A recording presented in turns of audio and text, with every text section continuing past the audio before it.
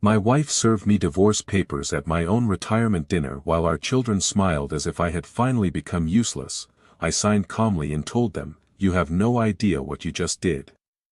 6 months later, they came back to the same hall on their knees. I noticed the brass plate before I noticed the cake. That sounds backward, but a man who has spent 40 years around lathes, stamped tags, tool drawers, and safety plaques sees metal before frosting. The cake sat on the folding table at the front of the Union Hall, white icing sagging a little under the June heat, and right in the middle of it somebody had stuck a small polished desk plate. Paul Mercer, founder emeritus. The word emeritus made Brandon laugh when he saw me reading it. My son stood by the coffee urn with his sleeves rolled up as if he had been working all day. Though I knew he had spent most of the afternoon in the office with Megan, deciding where the balloons should go. He lifted his paper cup at me. "Looks official, Dad." "Official enough to collect dust," Megan said. People laughed because it sounded harmless. Retirement jokes always do, until you hear the edge underneath them. The hall was full of people who knew my hands before they knew my face. Ray Doyle from the shop floor, 2 guys from the old night shift, a vendor rep who still called me Mr. Mercer, Tom Alvarez in a navy shirt with his company badge clipped to his belt. Diane had invited relatives, former customers, and half the people who had watched Mercer Industrial Repair grow from 3 rented bays behind a tire shop into a real family business. I thought she had done it because 39 years of marriage deserved a room full of witnesses. I was wrong about the room. Diane had chosen the Union Hall because everybody in that part of town knew it. Wedding showers, fish fries, retirement dinners, benefit raffles, all of it had passed through those brown doors. Behind me, the air smelled of coffee, cleaner, and fried chicken from the trays Megan had ordered. My wife moved through it all as the hostess of a fundraiser. Silver hair pinned up, cream jacket, small pearl earrings I had bought her when Brandon was still in diapers. She touched elbows, took compliments, and smiled every time somebody said, "You must be proud of him." "Proud," she would answer. "Of course. Paul finally gets to rest." The word finally landed different the 3rd time. Ray slapped my shoulder and told me I had earned every lazy morning coming. Tom said his company still had a big pump line repair that needed Mercer's hands, retired or not. I told him Brandon had the shop now, and Tom gave me a careful look. "Brandon has the office," he said quietly. "There's a difference." Before I could answer, Megan tapped a fork against a glass. Phones lifted around the room. My daughter had always known when a crowd was ready. She could sell a delayed order as craftsmanship and a price increase as premium service. That night she wore a green dress and the kind of smile people use when they already know the ending. "Everybody," she called. "Mom wants to say something before Dad cuts the cake." Diane stepped beside the brass plate. Brandon came up on her left.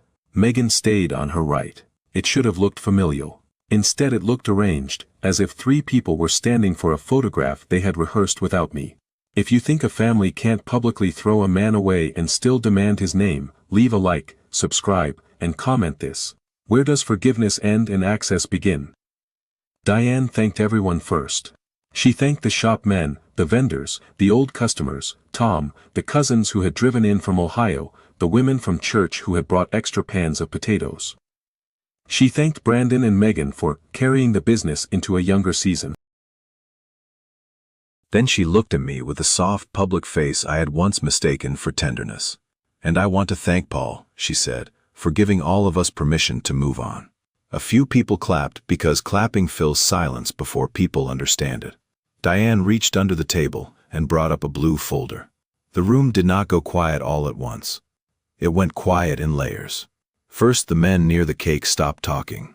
Then the forks stopped clicking. Then Ray, who had been leaning against the wall with his arms crossed, straightened. "Paul and I have spent almost 40 years together," Diane said. "But I am not spending my 60s as a foreman's widow while the foreman is still breathing." Megan lowered her eyes like the line hurt her. Brandon looked down into his coffee, but his mouth moved. He was fighting a smile. Diane opened the folder and laid papers beside the cake knife. "I filed last week," she said. These are the papers. The settlement proposal is there too. I wanted tonight to be honest. Paul is retiring from the shop, and I am retiring from being managed by Paul Mercer. Someone in the back whispered, "Oh my God." I looked at the papers, then at my children. Not one of them looked surprised. Megan already had her phone angled low. Brandon's wife was wiping her mouth with a napkin to hide a grin. Diane had not brought papers to a marriage. She had brought a cast. "Mom deserves a life," Megan said, loud enough for the first row and soft enough to sound brave on video. Brandon added, "Dad, don't make this ugly." That was when the room shifted against me. Not because everyone agreed with them. Most people were too shocked to agree with anybody. But a public room hates discomfort. It looks for the person who can end it fastest. Diane had given them a clean picture. A tired woman asking freedom, adult children standing beside her, and an old man who could either be generous or prove her point. I could feel Tom watching me. Ray, too. The vendor rep stared at the coffee urn. Karen Whitcomb, Diane's cousin, pressed one hand to her chest as if she had just witnessed courage instead of timing. The settlement proposal sat on top. I saw our house, the lake trailer, shares in the shop holding company, and a paragraph about consulting cooperation during transition. That phrase made something in me go still. Consulting cooperation. They wanted the divorce performed in public, but the cooperation kept private. They wanted the old man removed from the head table and kept on call for the bank, the vendors, and any customer who still asked whether I stood behind the work. Diane slid a pen toward me. It was my own pen, the heavy black one I kept in the truck console for delivery tickets. "All you have to do tonight," she said, "is acknowledge service. We can be decent." I picked up the pen. Megan's phone rose another inch. Brandon exhaled like the hard part was over. I did not read every line. That was not because I trusted them. It was because that table was not a lawyer's office, and I knew the difference between acknowledging that papers had been handed to me and agreeing to the settlement inside them. Diane had built a stage. I decided not to act in her play. I signed only the receipt line she pointed to, one clean signature. The same way I had signed inspection sheets and warranty letters for years. Then I capped the pen and set it down across the blue folder. Nobody clapped. That was the first honest thing the room did. I took the brass plate off the cake. I wiped frosting from the bottom with a napkin. The metal was warm from the lights. Diane leaned close enough that only I could hear her. "Thank you for not making this harder." I looked past her at Brandon's smile, Megan's phone, Ray's tightened jaw, and Tom's stare already moving from sympathy to calculation. They had not only ended a marriage in public, they had told a room full of working people that Paul Mercer could be retired from value and still summoned for use. I leaned toward Diane and kept my voice low. "You have no idea what you just did." The next morning, my daughter made me famous in the smallest possible way. Megan did not post the whole retirement dinner. She posted 22 seconds. In her clip, Diane looked steady, Brandon looked protective, and I looked almost peaceful as I signed the papers. The sound cut off before my warning. The caption said, "Proud of Mom for choosing peace after all these years. Please respect our family while Dad adjusts." While Dad adjusts. I stood in my kitchen in yesterday's shirt and watched the clip twice. Then I turned the phone face down on the counter. The house was too clean. Diane had already taken the silver-framed photographs from the hallway, the ones she liked and the ones she hated, as if even the wall needed her version first. Ray texted at 6:13. "You all right?" Tom called at 6:20 and let it ring only once before hanging up. That told me he had seen the clip and did not know whether the call would make things worse. Brandon did not call. Megan did not call. Diane sent one text. "Thank you for keeping dignity last night. Attorney will contact you." I poured coffee, took the brass plate from my jacket pocket, and set it on the kitchen table. Founder Emeritus. They had meant it as a joke, but jokes tell the truth when people get comfortable. I did not need to answer Megan online. A public argument would give her a better clip. I needed to clean up every place where my name still stood behind people who had just staged my removal. At 8:30, I called Linda Carver at Allegheny Valley Credit Union. Linda had handled the shop's business accounts since before Brandon learned the difference between gross and net. She had known my voice through bad winters, delayed receivables, one forklift loan, 2 equipment leases,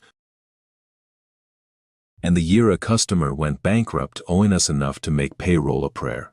She did not say good morning like a teller. She said, "Paul, I saw something online. Tell me what you need." "I need to remove myself from every informal review on Mercer Industrial," I said. "Anything above the dual approval threshold. Wires, ACH batches, credit draws, vendor deposits. If my name is listed as a callback or comfort contact, take it off." She was quiet long enough for me to hear her keyboard stop. "You are still listed as an authorized signer on the reserve account until the removal is processed," she said. "Then start the paperwork to remove me. That will not freeze them," she said carefully. "I am not asking you to freeze them. It may change how risk reviews look. Brandon and Megan will need their own support for unusual transfers once your removal is effective. That's what I want recorded." She lowered her voice. "Paul, if this is marital, you should talk to your attorney before moving anything. I am not moving money. I am removing a lie." That was the first sentence all morning that sounded like the truth. Linda asked me to come in with identification. I told her I would be there before lunch. The credit union branch sat between a pharmacy and a dentist's office in a plaza that had once been a machine parts distributor. Linda met me in the small glass office with a box of tissues on the desk and 3 framed photos of her grandkids behind the monitor. She did not offer the tissues. I appreciated that. She printed a stack of forms. Some were formal. Authorized signer removal, callback contact update, security question reset. Some were internal notes she read aloud before saving. Customer states he no longer provides personal review or verbal comfort for Mercer Industrial repair transactions, she said. Customer states business principals must provide independent authorization and documentation. Use my name, I said. I am. She turned the monitor enough for me to see it. My name had lived in more boxes than I remembered. Secondary verifier. Emergency contact. Large transfer callback. Personal reference on the line of credit renewal. The shop had Brandon's signature on paper and my shadow in every corner where trust mattered. Linda clicked through each field slowly, the way good bankers do when they understand that a mistake can look like intent later. She did not ask whether Diane had humiliated me. She asked whether any employee payroll file needed my approval.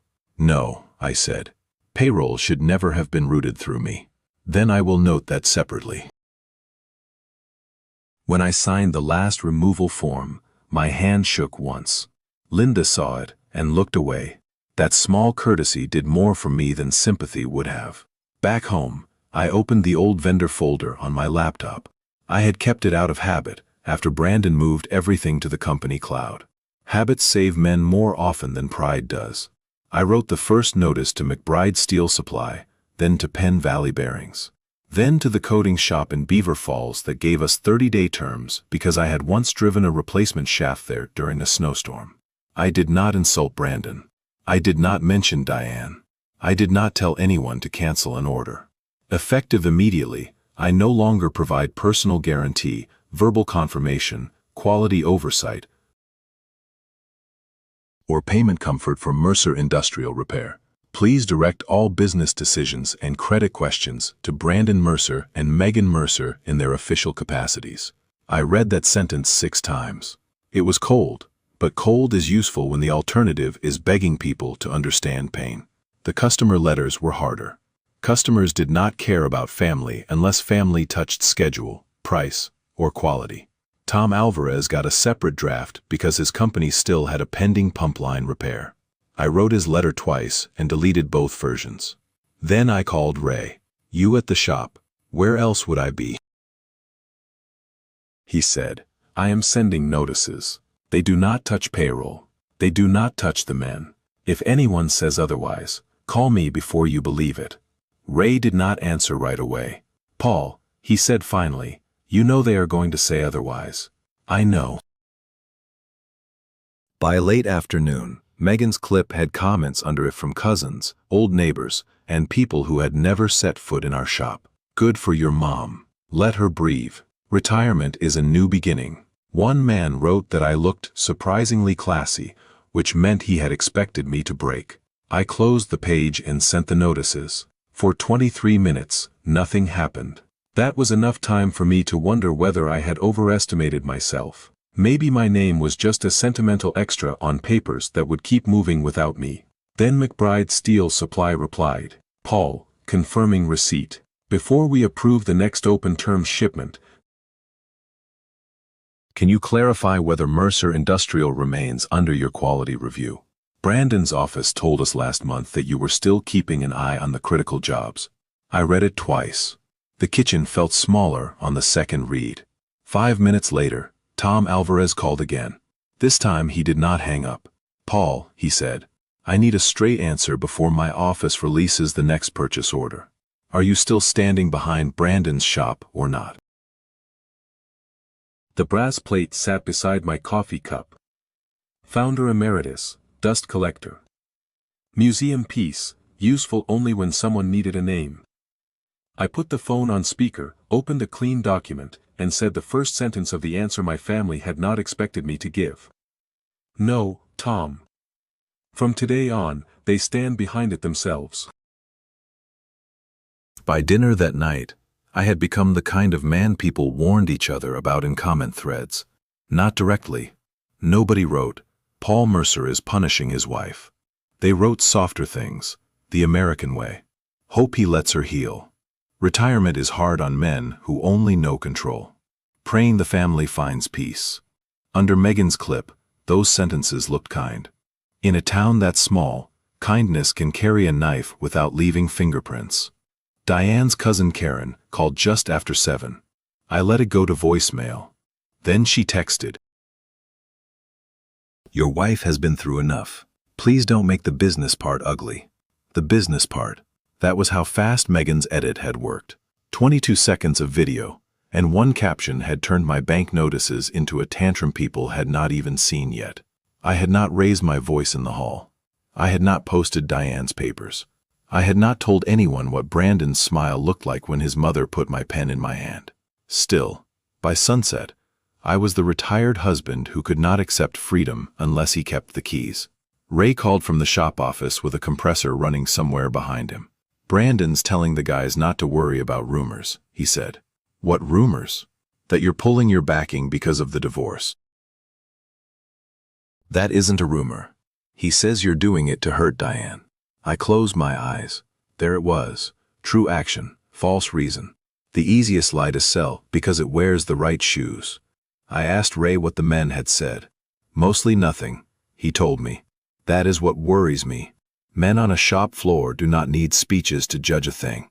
They watch who avoids eye contact, who checks the time clock twice, who starts wiping a clean bench because his hands need an excuse. Ray said the younger welders were quiet. The office assistant had cried after Diane stopped by with cupcakes and told everyone she hoped Paul's hurt feelings would not touch their jobs. Cupcakes, I said. Lemon. For one ugly second I wanted to send Ray the full story. Not proof. Not yet. Just enough words to put my pain in somebody else's mouth. I wanted him to tell the men that Diane had not asked for privacy. She had asked for an audience. I wanted him to say Brandon knew, Megan edited, and the consulting language had been sitting in the folder before I ever picked up the pen. Instead I said, tell them payroll is not my weapon. That all? For now. After we hung up, Diane called. I answered because avoiding her would become another caption. Paul, she said, using the voice she used for funeral homes and bank managers. I am asking you to be decent. This is between us. You put it in a room full of workers. Because I knew you would behave in public. She said it like a compliment. It was the first time I heard the whole plan out loud. Diane, I said, tell Brandon and Megan not to use my name on quotes. Her breath changed. So this is punishment. This is accuracy. You are going to make me beg for every decent thing. After 39 years. No. I am going to stop pretending I stand behind work I do not control. She hung up before I finished the sentence. 7 minutes later, Megan posted again. This time there was no video, just a photograph of Diane at the retirement dinner, looking down at the papers as if they were a medical diagnosis. Some boundaries are hard when someone you love confuses them with betrayal, Megan wrote. We are choosing grace even while Dad makes other choices. Other choices. That phrase traveled faster than my notices and reached people who could pause credit before a single invoice was late. The next morning, Penn Valley Bearings called the shop first and then called me. The sales manager, a man named Curtis, sounded embarrassed to be on the phone. Paul, I got your email. Brandon says nothing operational has changed, and you're going through a family situation. Something operational has changed, I said. I am not reviewing their jobs, payments, or promises. He said you always say that when you're mad. That one landed harder than I expected, not because Brandon had lied, because he had used history. Years of me threatening to step back and then returning before an order missed ship date had trained everyone to wait me out. This time put my answer in writing, I said. Curtis asked if he could forward my email to his credit department. I told him yes.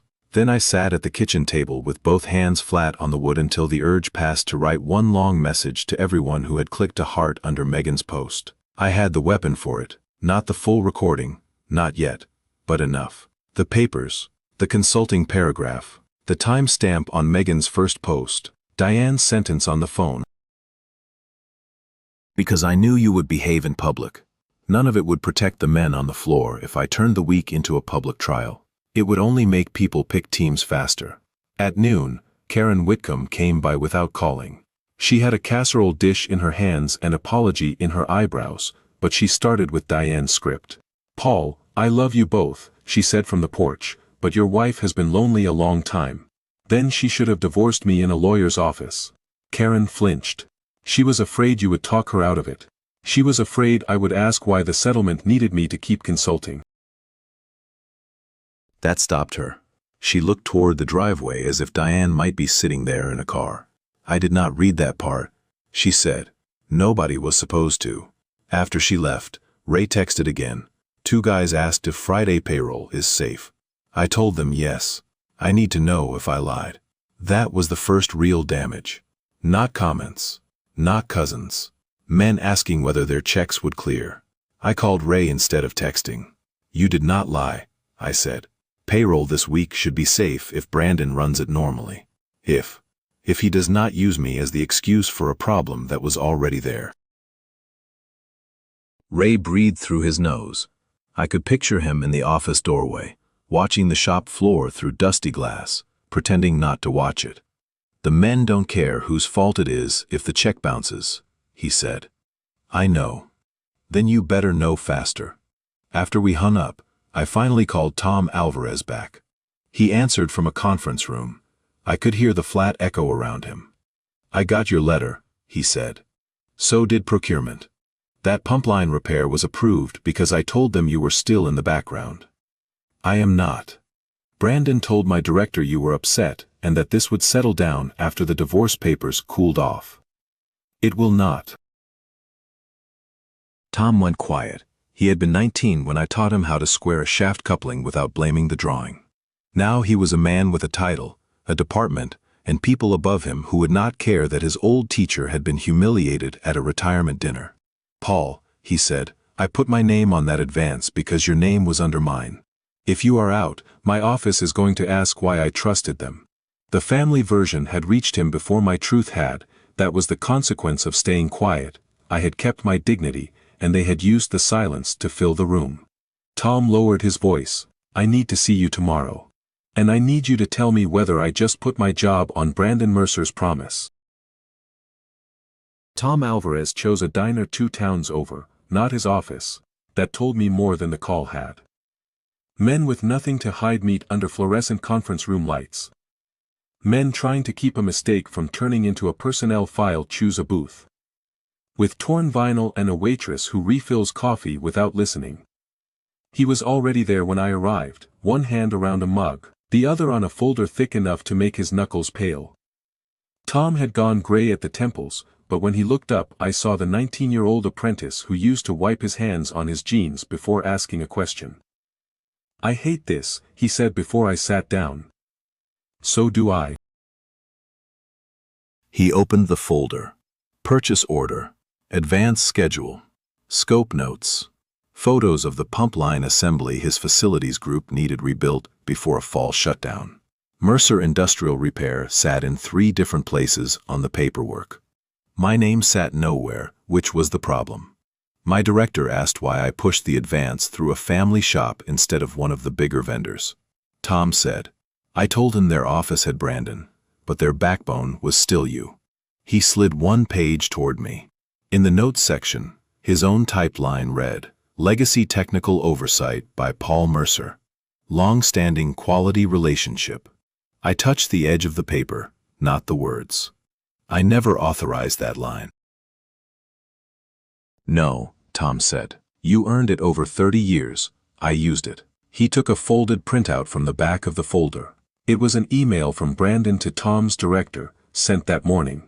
"Paul is stepping back emotionally after a difficult family announcement," Brandon had written, "but nothing has changed on technical oversight. He remains available to us as needed. Available to us as needed." I felt the booth marrow around me. "Did he call you before sending that?" Tom asked. "No." "Did Megan?" "No." "Diane?" "Diane wants me decent." Tom rubbed both hands over his face. "My director wants me to certify by Friday that the advance is still protected. If I say yes and your family misses that rebuild, I own it. If I say no, the order pauses, our maintenance schedule moves, and my boss asks why I trusted a shop that lost its technical backstop at a retirement party." There it was, the first clean price paid by someone who had not laughed at me. The waitress came by with coffee. Tom turned his folder over until she left. That small motion told me his fear better than any confession. He was not protecting my family. He was protecting his own name from the same invisible crack running through mine. "I need your answer in writing," he said. "Not for gossip, for procurement. Then I will give you the truth in writing. The whole truth." I looked at Brandon's email again. Enough of it. I wrote the statement on Tom's laptop while he watched the door. "I, Paul Mercer, am no longer providing technical oversight, quality review, credit comfort, or personal guarantee for Mercer Industrial Repair. Any representation that I remain available as needed is inaccurate, unless confirmed by me in writing for a specific job." Tom read it once, then turned the screen back to me. "You left out the retirement dinner. Procurement does not need my humiliation. They need to know whether a promise is true. My director will ask why it changed. Tell him the company represented my role without authorization." Tom gave a short laugh with no humor in it. "That answer saves you and hangs me." "No," I said. "Brandon's email hangs you. My answer tells you where the rope is." He stared at the laptop. I could see him choosing between friendship and survival, which is an ugly choice to put before a man. I had not meant to put him there. Diane had not thought about him at all. Brandon had used him as a bridge, and was now surprised that bridges have load limits. Tom sent the statement to himself and copied no one yet. That was his courtesy to me. Then he closed the laptop. If procurement pauses this, they may claw back part of the advance, or demand a revised scope. Brandon cannot eat that easily. I know. Do you? I did. That was what made the coffee taste burnt. My phone buzzed while Tom was counting cash for the check. "Brandon." For a moment I considered letting it ring. Then I remembered every man on Ray's floor and answered. "Dad, what did you send McBride?" No hello. No question about Diane. No shame about the email to Tom's director. I sent the truth. "You sent a grenade," he said. "Curtis says credit is reviewing our open terms. Megan has 2 customers asking whether you're still involved. Mom is crying because relatives think you're trying to starve the business." Tom looked at me across the table. He could hear only my side, but he knew enough. Do not tell customers I stand behind jobs I have not reviewed, I said. You have reviewed every system in that shop since I was 20. Not anymore. Brandon's voice dropped. That was how I knew he had left the office and gone somewhere Megan could not hear him. Listen to me. We have the pump line order, 2 emergency repairs, and payroll next Friday. If you want to prove a point to Mom, do it after this month. You sent Tom's director an email saying I remained available. Silence. That was business language, he said. It was false. It was temporary. So was last night's dignity, apparently. He swore under his breath, not at me exactly, but at the fact that I had made him answer. Then he said the sentence that showed me where the next fight would be. If those guys lose hours, that's on you. I looked at Tom when Brandon said it. Tom looked away first. The men are not a shield, I told my son. Easy to say from a diner, Brandon snapped. I had not told him where I was. That meant he had guessed, or Megan had. Either way, they were already tracking the people who could break their version. Brandon, I said, if payroll depends on lying about my role, payroll was already in trouble. He hung up. Tom sat still for a few seconds, then put his cash under the coffee mug. I have to call my director. Now, before Brandon does. He stepped outside into the parking lot. Through the window I watched him pace between 2 pickup trucks, folder under one arm, phone pressed to his ear. His shoulders did not move like a man explaining a clean procurement issue, they moved like a man confessing he had built part of his case on another man's word. When he came back, his face had changed. They are freezing the next release until Monday, he said. Not canceling, freezing. He looked down at the folder. They want revised confirmation from Mercer Industrial without your name. And they want me to explain why the original approval referenced oversight that did not exist. Tom, don't apologize unless you forged Brandon's email. He tried to smile. It failed. The schedule slips, he said. If Brandon was counting on that release to cover material or payroll, you are going to hear about it by morning. I picked up my copy of the statement and folded it into my jacket. The first innocent man had paid. Not a worker, yet, not fully. But close enough that I could feel the next Friday coming. In the parking lot, my phone buzzed with a text from Ray. Brandon just called a floor meeting for 7 a.m. He says you cut the order loose. At 6:40 the next morning, I parked across from Mercer Industrial and watched men arrive for a meeting I had not called. The building still looked like mine from the street. That was the cruel part. Same faded blue trim.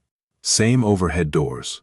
Same patched asphalt where we had poured a bad batch of concrete in 2009 and never found money to fix it right. A stranger would have seen the sign and thought continuity. I saw every place my hands had covered for somebody else's shortage.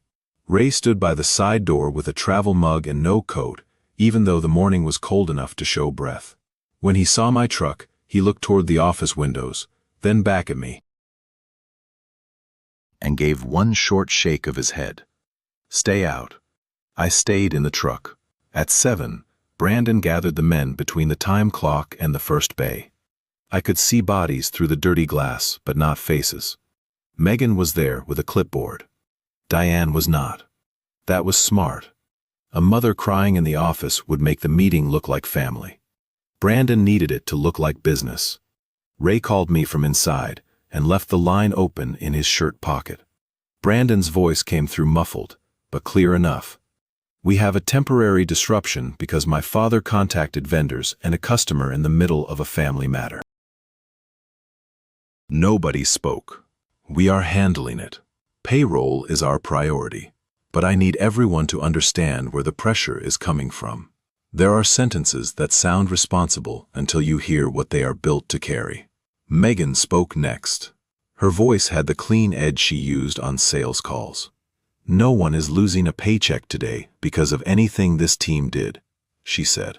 A large customer has paused a release after Dad sent a personal statement. A steel shipment is under credit review after Dad contacted McBride. She checked the clipboard. The bank is asking for additional documentation on a transfer we have made before without issue. Made before without issue meant made before with me as the callback. One of the younger men asked something I could not hear. Brandon answered louder. Because Dad removed himself from the process without giving us time to transition. Ray's hand must have moved over the phone then, because the sound scraped. When it cleared, Brandon was still talking. I know he built this place. I respect that. But respect goes both ways. You do not put 21 families under stress because you are angry about a divorce. The word families did what Brandon needed. It pulled the air out of my truck. Ray ended the call. A minute later, he came through the side door and crossed the lot. He got into my passenger seat without asking. Are they getting paid Friday? Not hello. Not are you all right? The right question. If Brandon runs normal payroll, yes. Ray looked at me. That is not what I asked. I called Linda from the truck with Ray sitting beside me. She could not discuss the shop's account in detail once my role had been removed, and she said so before I asked. I understand, I told her. Can you explain the general issue if a business loses a secondary verifier during a pending high-dollar transfer? Linda paused. Bankers know when a question is general only because everybody needs it to be. The transfer may require updated authorization, current documentation, or manual review, she said, especially if it relates to vendor deposits or credit draws outside normal pattern. Would that mean an old verifier blocked it? No. It means the business has to stand on its current authority. Ray heard that. His jaw moved once. Could payroll be affected? Linda chose each word. If the business was using expected releases, credit draws, or vendor timing to manage cash, any pause can create stress. But the pause is not caused by a removed verifier. It is caused by the business not having clean support without that person. There it was in bank language. Not my hand on their throat, but their own weight without my shoulder under it. After we hung up, Ray looked through the windshield at the shop sign. You know how this sounds to the guys? Like I pulled the board out from under them. Did you? I wanted to say no. Instead, I said, I stopped holding a board they told everyone I was too old to carry. Ray got out first. I followed because staying in the truck would turn into another story before lunch. The shop went quiet when I stepped inside. Not dramatic quiet. Working quiet. The kind where grinders stop one at a time, and men pretend they stopped for a measurement. Brandon stood by the office stairs with Megan behind him. She held the clipboard against her chest like a shield. Dad, Brandon said, this is not the time. You made it the time. A few men looked down. One looked straight at me, a press operator named Ellis, whose wife had just had twins. He had never asked me for anything beyond overtime when it was there. Mr. Mercer, Ellis said, are our checks good? That question did what Diane's papers had not done. It made me feel old. I could have given him bank language. I could have explained authorization and vendor timing and procurement holds. Instead, I looked at Brandon. Are they? Brandon's face tightened. Megan answered first. We are working through a disruption caused by Dad's sudden withdrawal. Ray made a sound under his breath. I turned back to Ellis. I did not touch payroll. I did remove my name from promises they were still making without asking me. That does not answer him, Brandon said. He was right. That was why he was winning the room for the moment. The truth had a longer route than fear. I asked Brandon to step into the office. Megan tried to come with him. I held up one hand. Not sales, I said. Payroll. Brandon shut the office door hard enough to rattle the glass. The room still had the scar on the wall where my old schedule board had hung. In its place, Megan had mounted a framed mission statement about family-built excellence. Show me the numbers, I said. You do not get to walk in here and audit me. Then tell Ellis his check is good. Brandon looked at the desk. That was the answer. He pulled a payroll summary from a folder and slapped it down. The amount was not impossible. That made it worse. A small, clean shortage is easier to hide than a disaster. The paused release from Tom's company, the steel credit review, and one delayed customer payment had made Friday ugly. If Tom's release moves Monday, Brandon said, we floated. With what? A bridge draw. The one Linda's team is manually reviewing because the old callback file is changing. His silence filled the office. I left the shop before I said something that would give Megan a new clip. At home, I opened my personal reserve account. It was not retirement rich. It was old man careful, emergency money, tax money, a cushion built from years of saying no to things Diane called small. The balance could cover part of the payroll gap, not all of it. Enough to keep the youngest men from bouncing checks if Brandon stopped lying and Tom held his ground. Not enough to save Mercer Industrial from what it had become. I printed the balance and put it beside the brass plate. For the first time since the dinner, I understood the shape of my real choice. I could let innocent workers become proof that my boundary had teeth.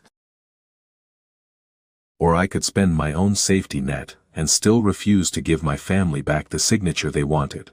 Brandon came to my house that night without Megan. That was how I knew he was afraid.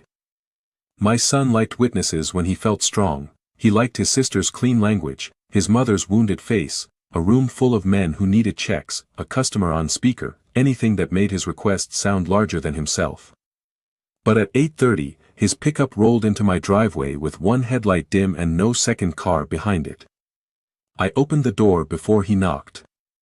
He looked older than he had at the retirement dinner, not wiser, just used up around the eyes. He had a folder under one arm and a baseball cap twisted in both hands. Can I come in?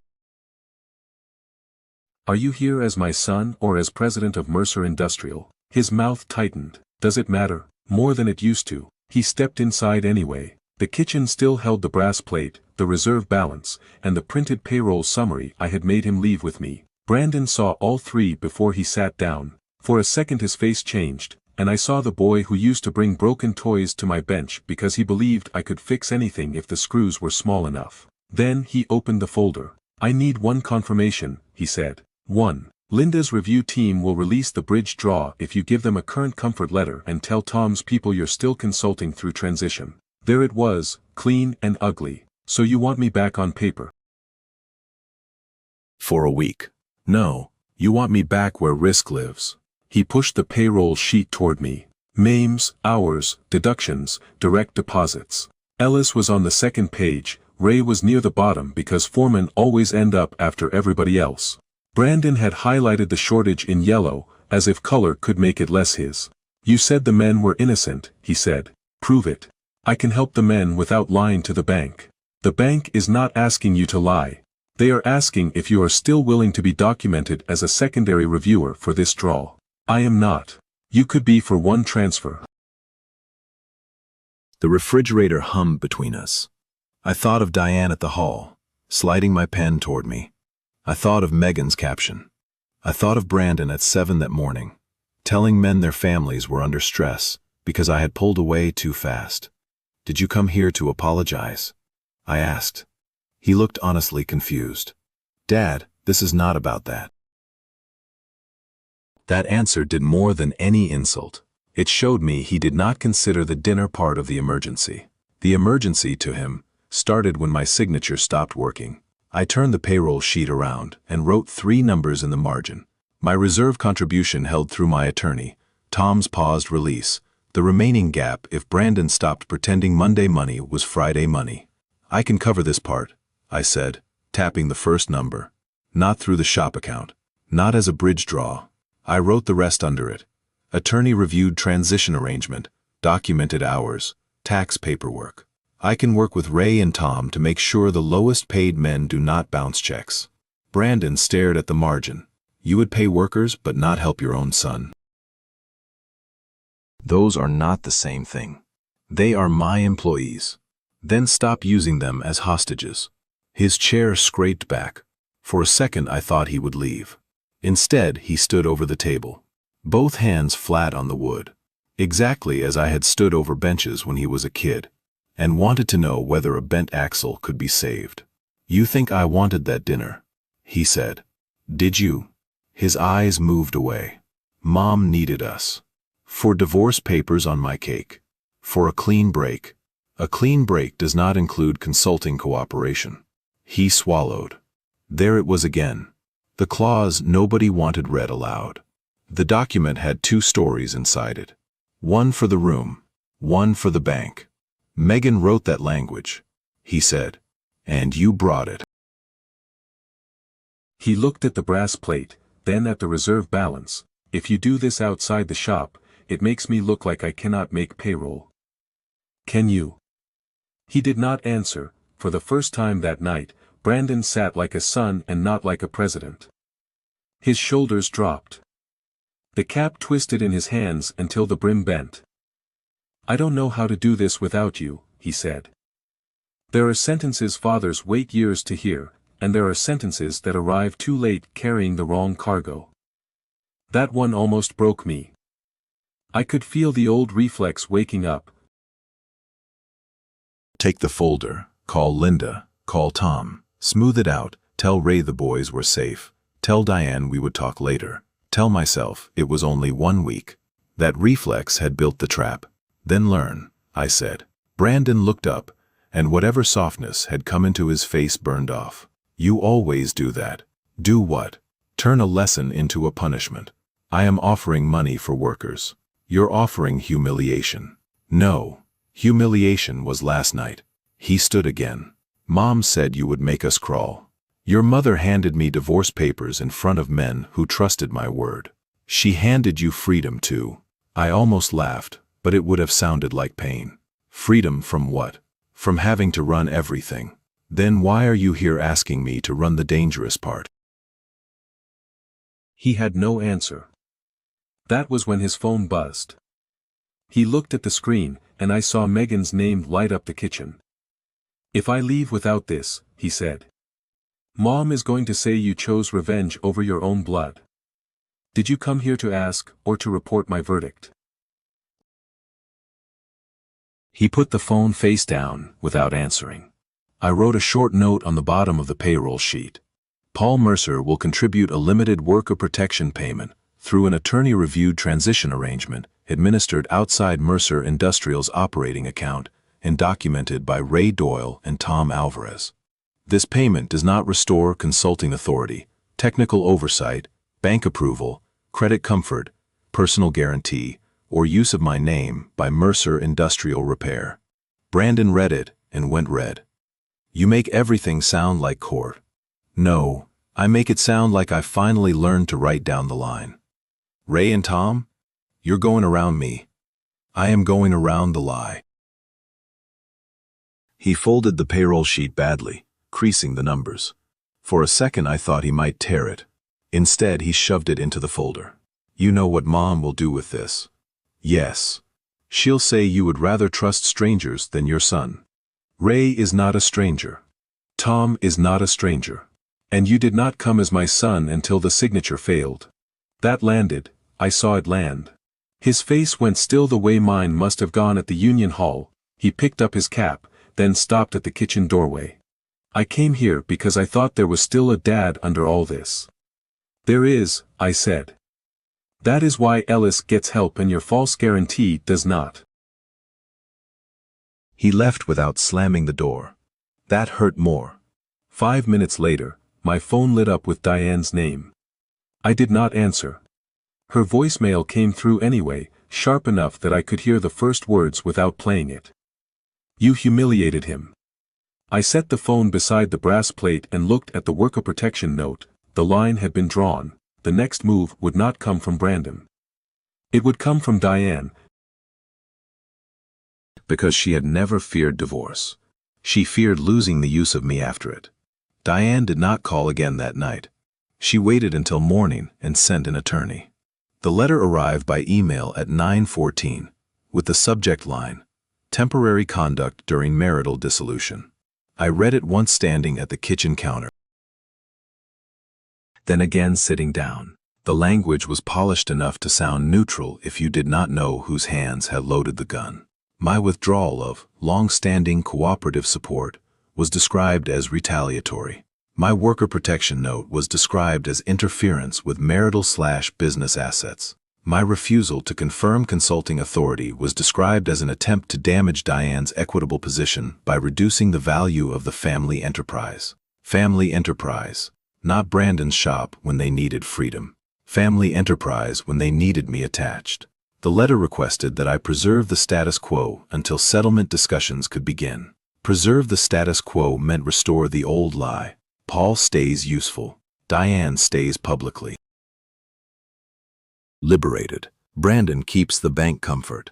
Megan keeps the customer language. Nobody admits the retirement dinner was designed to cut the man away from the resource. At the bottom, Diane's attorney suggested a temporary written statement. Paul Mercer remains available during transition to support Mercer Industrial Repair. The line claimed it would protect employees, customers, vendors, and family value. I printed the page and set it beside Brandon's payroll sheet. The papers made a neat stack. Divorce, payroll, bank, vendor, apology without apology. Every road led back to the same door. Sign here, Paul. By noon, the family version had grown legal teeth and church clothes. Megan texted first.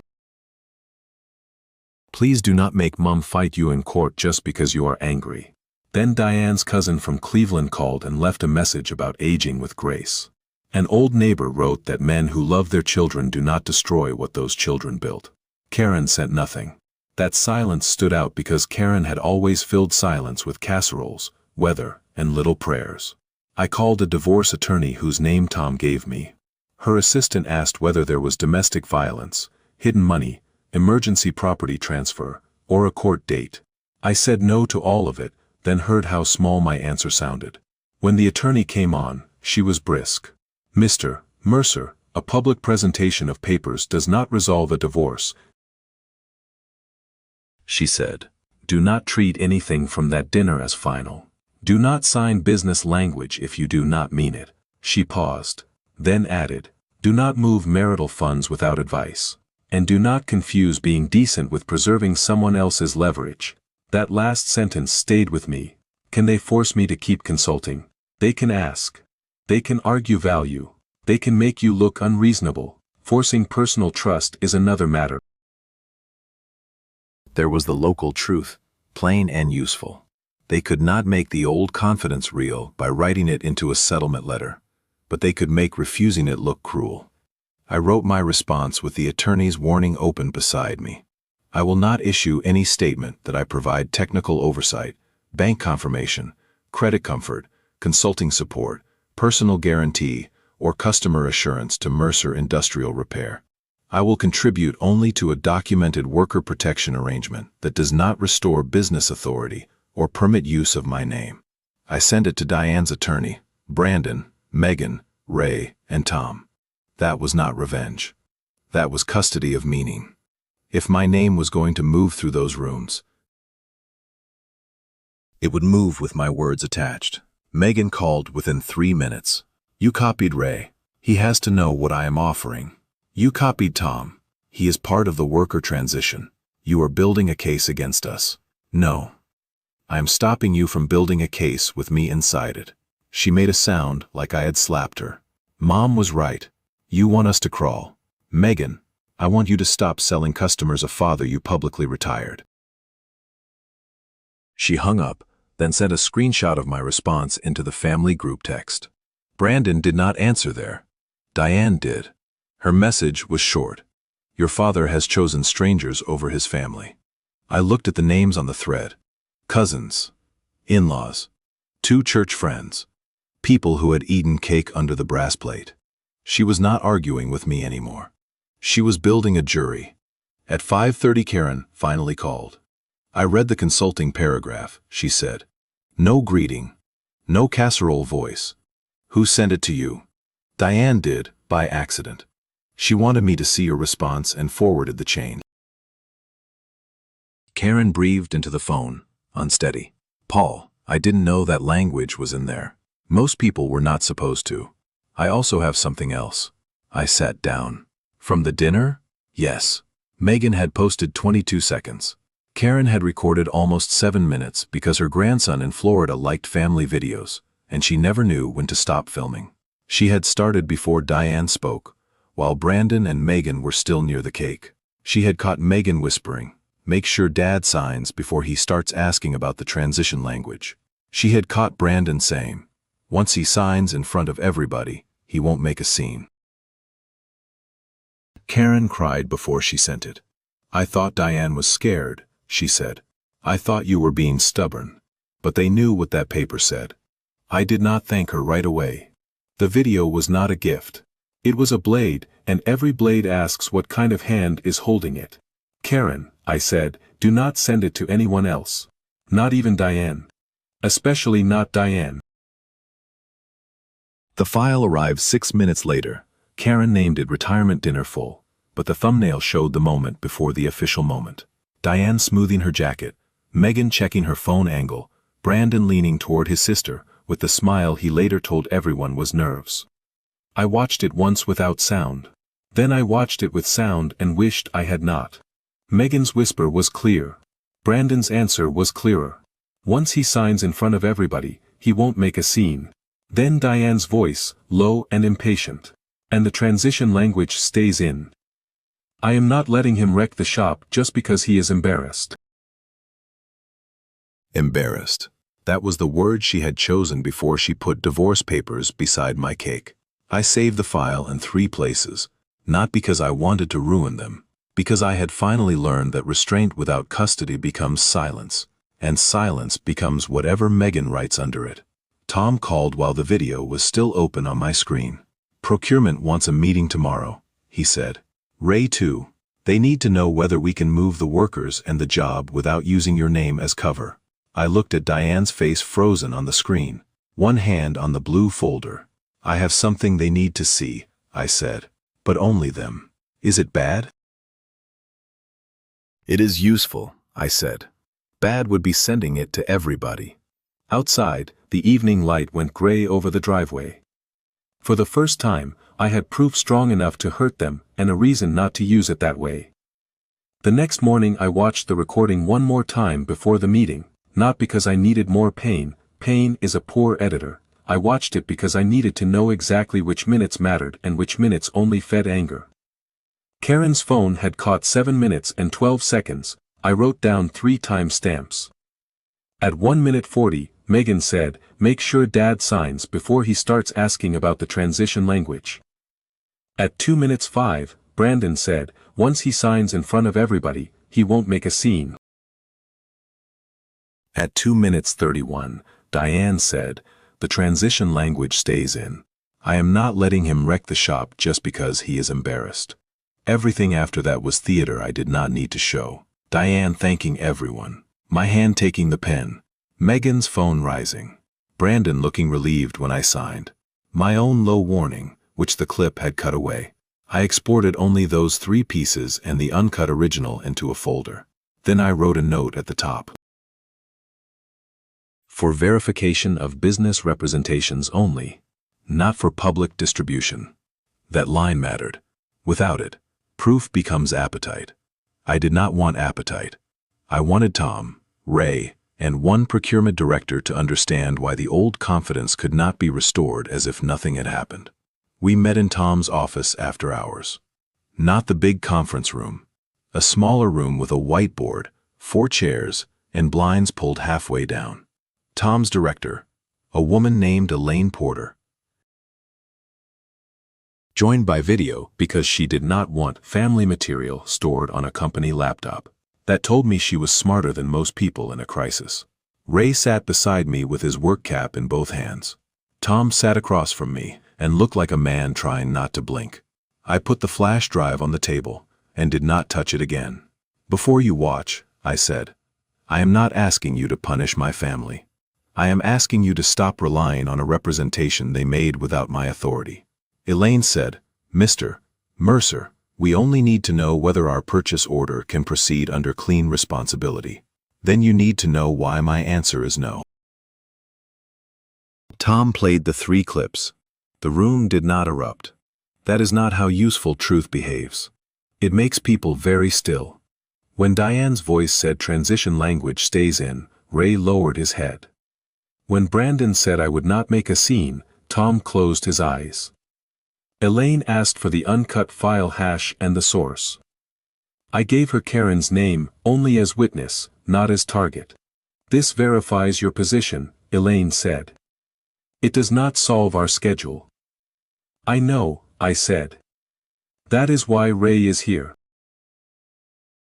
Ray lifted his head like he had been waiting for a charge bell. 3 of my guys can finish the pump line rebuild under Tom's revised scope, he said. Not through Mercer Industrial if Brandon keeps claiming Paul's oversight. He set his cap on the table. Through a temporary labor and supervision agreement. Tom's company issues the revised purchase order to that arrangement. My insurance certificate goes with it. And the men are paid as documented contract labor for the transition. Clean paperwork.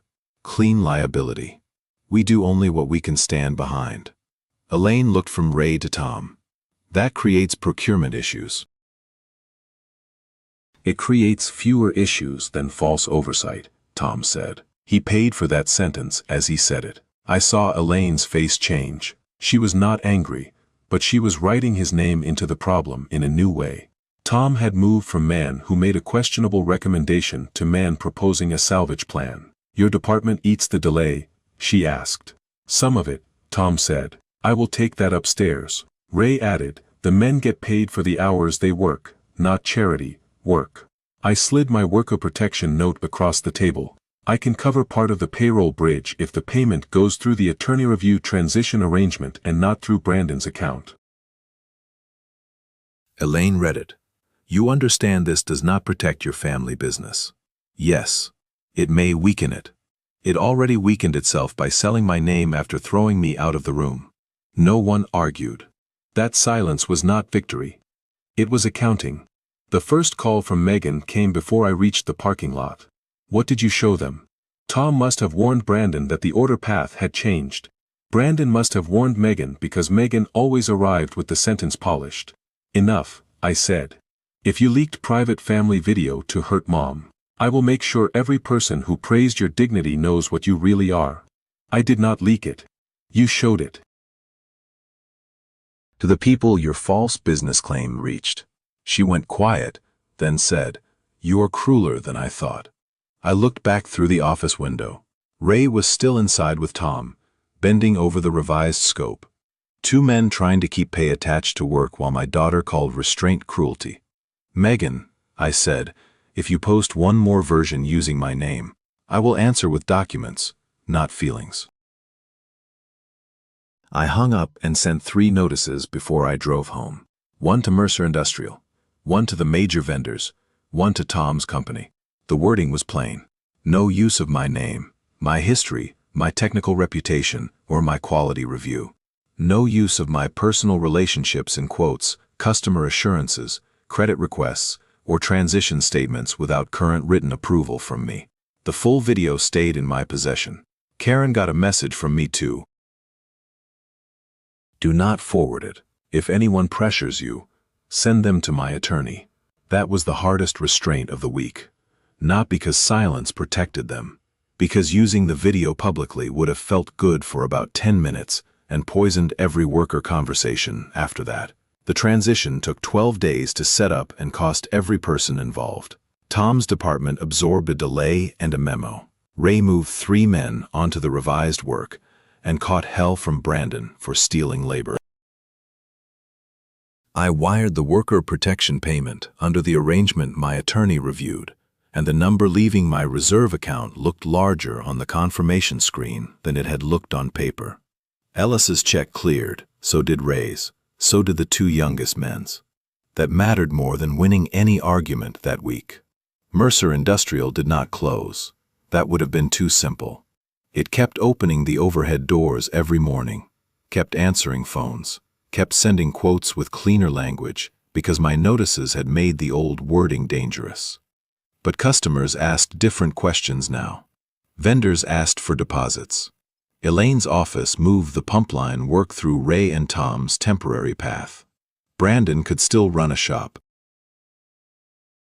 But he could no longer sell the room that Paul Mercer was standing somewhere behind him. 6 months did not pass like a movie. It passed in invoices, tense emails, attorney letters, credit holds, Ray's short updates, and Megan's increasingly careful silence. Then, in early December, Karen called again. Diane asked me whether the Union Hall is available next Thursday she said. For what? Karen did not answer right away. She said the family needs to speak to you, where everybody can see they mean it. I looked at the brass plate on my desk. Same hall, different performance. This time, I knew exactly what the audience was for. By December, Mercer Industrial still had lights on. That mattered because people like clean endings too much. They want a door locked, a sign taken down, a villain ruined before the next commercial break. Real consequences are slower and less theatrical. The shop opened every morning. Brandon's truck still sat by the office. Megan still answered the phone with the same bright voice. Diane's attorney still sent letters about preserving marital value. But the old trust was gone. And trust is not one thing you lose all at once. It is 100 small doors that stop opening. McBride Steel moved the shop to deposit-only terms. Penn Valley Bearings shortened credit to 10 days and required Brandon's personal confirmation, not mine. The credit union renewed the line but lowered the comfortable ceiling and required cleaner documentation on draws. 2 customers asked for references on jobs that used to move with a handshake. One municipal maintenance buyer wrote, "We need confirmation that Paul Mercer is not associated with this quote in any oversight capacity." That sentence reached me because Brandon forwarded it with no message. I did not answer. Ray's temporary crew finished Tom's pump line job late but clean. Tom kept his job, though the memo stayed in his file. The 3 men got paid for the work they did. Ellis sent me a text after his second check cleared. "Appreciate you making sure we didn't get used as a weapon." I kept that one. Some messages are worth more than apologies. When Karen told me Diane had booked the Union Hall, I nearly refused. "You don't have to go," Karen said. "No," I told her. "But I need to know what they think forgiveness means." That was not a noble sentence. It was a tired one. 6 months had taken the easy anger out of me and left something harder to carry. I no longer wanted them humiliated. I wanted them accurate. The invitation came by text from Diane, formal enough to sound like a program note. "Paul, Brandon, Megan, and I would like to speak with you in person. We owe you an apology. Karen and Ray may attend if you prefer witnesses." Witnesses. The same word wearing cleaner clothes. I asked Ray to come because he had earned the right to see how the worker part ended. I asked Karen because she had carried truth when it cost her family comfort. Tom declined and said, "If they ask for my order, tell them my answer is still paperwork, not sentiment." The afternoon of the meeting, Diane sent one more text. "It would help everyone if you came prepared to discuss a statement that lets the shop stabilize." There it was. Apology first, access behind it. I almost smiled, not because it was funny, but because 6 months of consequences had not taught them a new door, they had only learned to knock softer. The Union Hall looked smaller in winter. No balloons this time, no trays of chicken, no brass plate on a cake. The flag still stood in the corner, and the framed mill photographs still watched the room with men who had lost whole industries and never got a family meeting about it. Diane had placed 5 chairs in a loose circle near the front. That was her first mistake. The retirement dinner had worked because she controlled the table. A circle made everyone visible. Brandon arrived in a suit jacket that did not fit his shoulders anymore. Megan wore no bright color and held no clipboard. Diane stood between them in a gray coat, hands folded, face made up carefully enough to say she had prepared for tears. Ray stood near the wall. Karen sat 2 rows back with her purse on her knees. I took the chair facing the door. Diane began. "Paul, we owe you an apology." I said nothing. She looked at Brandon. He swallowed. Megan looked at the floor. The silence stretched until Diane could not decorate it. "I made that night about my freedom," she said. "I did not think about what it did to you." That was almost true. Almost is a dangerous word. Brandon spoke next. "I should not have told the men you caused the payroll problem." Megan added, "I should not have posted the clip. Free should not haves. Not yet one why. Why are we here?" I asked. Diane blinked as if the question had not been in the script. "To ask forgiveness." For what? Megan's face tightened. Brandon looked toward Ray, then away. Diane folded her hands harder. For hurting you, she said. That is not the part you need fixed. The room went very still. Diane reached into her purse and took out a folder, smaller than the blue one from June. White, this time, cleaner stage prop. She did not put it on a table because there was no table. She held it in both hands. The shop is in trouble, she said. There it was. Finally out of costume. Brandon leaned forward. We lost the municipal maintenance contract. McBride wants full prepayment on January's steel. The credit union will not raise the line without outside support. Tom's company won't route anything through us unless you certify oversight on specific work. Tom told you his answer. Tom told us paperwork. Good. Megan's eyes flashed. Dad, please. Diane opened the folder and took out a one-page statement. I did not have to read it to know the shape. Paul Mercer, in the interest of family and employees, remains available. She held it toward me. If you sign this, we can stop the bleeding. No one moved. Then Brandon did something I had not expected. He got out of his chair and went down on one knee. Dad, he said, please. Megan made a small sound, half protest and half surrender. Then she knelt too, not gracefully. Her knee hit the old hall floor hard enough that Karen flinched in the second row. Diane remained standing for 3 seconds longer. I counted them without meaning to. 1 for the cake, 1 for the papers, 1 for the word embarrassed. Then she lowered herself beside our children, gray coat folding under her, white folder still in both hands. 6 months earlier, they had put me in this room to prove I would behave while they cut me away. Now they were on the floor of the same room asking me to behave again. Only this time they called it mercy. Paul, Diane said, and her voice broke where it was supposed to break. We are sorry. We were wrong.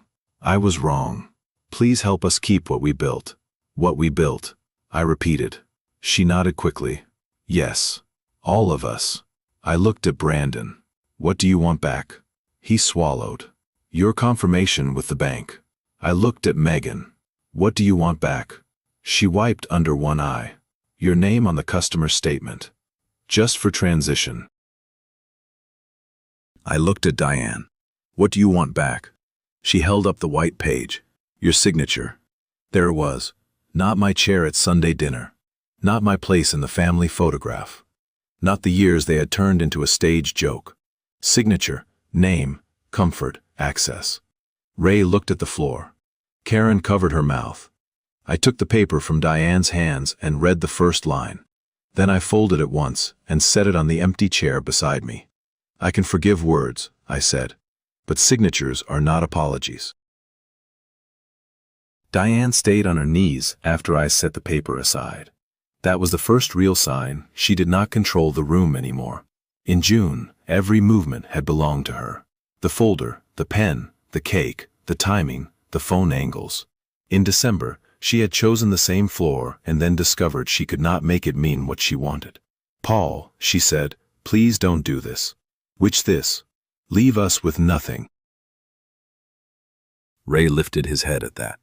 Karen looked at me, not Diane. They both knew the shape of the lie now. Nothing meant no free reputation. Nothing meant no invisible bank comfort. Nothing meant customers asking Brandon to stand behind Brandon. You still have the shop, I said. Brandon's face twisted. Barely. Barely is not nothing. Megan wiped her cheek with the heel of her hand. We cannot rebuild trust if you keep standing apart from us. You cannot rebuild trust by borrowing mine. Diane pressed the white folder against her chest. Then what was the point of forgiving us? There it was, the final trap dressed as a wounded question. If forgiveness meant access, then refusal meant cruelty. If apology bought signature, then the floor had been a counter. I did not say I forgave you yet, I told her. I said signatures are not apologies. I turned to Brandon first, because the business emergency had worn his face down to the bone. I will not confirm a bridge draw. I will not tell Linda I am reviewing transfers. I will not tell Tom's company I oversee your work. If you want bank confidence, Bill controls the bank can read without calling me. He looked at the floor. I will help Ray finish the worker transition already started, I said. If a man earned wages under that documented arrangement and your cash timing puts him at risk, I will cover the verified gap once. Through us, Brandon asked. Through Ray, Tom, and my attorney. Not through your account. Brandon's head came up. Once. That does not save us. It saves the people who did not put papers on my cake. Then I looked at Megan. You will take down every statement implying I remain behind Mercer Industrial, I said. Every quote template. Every customer email. Every line that says legacy oversight, founder support, or Paul still has eyes on it. I let that settle before I finished. If you need a transition note, it will say I am not associated with the quote. She stared at me as if I had asked her to erase the family name. That destroys the brand. No. It tells you what the brand was using. Finally, I looked at Diane. She had not moved. The white folder trembled in her hands. I will not sign your statement. I will not return as a husband in private so you can be liberated in public. I will not be the quiet structure under a house where I am no longer welcome. Diane sat back on her heels. For the first time that night, her face lost the prepared sadness and showed the older fear beneath it. I don't know who I am without that shop, she said. The sentence was honest, which did not make it fair. I had spent 6 months learning that honesty can arrive after damage and still not repair it. Then find out without using me as the wall. Brandon covered his face with both hands. Megan whispered his name, but he shook her off. I told Mom this would not work, he said. Diane looked at him sharply. No, I said. Do not start the next lie in front of me. That stopped all 3 of them. You came because the statement might work. You knelt because standing did not. You are sorry for more than one thing, but you still asked for the exact thing you lost. Karen began to cry quietly in the second row. Ray looked at the old linoleum as if the floor itself had become a ledger. Megan finally said, "What do you want from us, then?" I thought of the video, the comments. Ellis asking whether his check was good. Tom in the parking lot with his job on the line. Brandon at my kitchen table saying this was not about the dinner.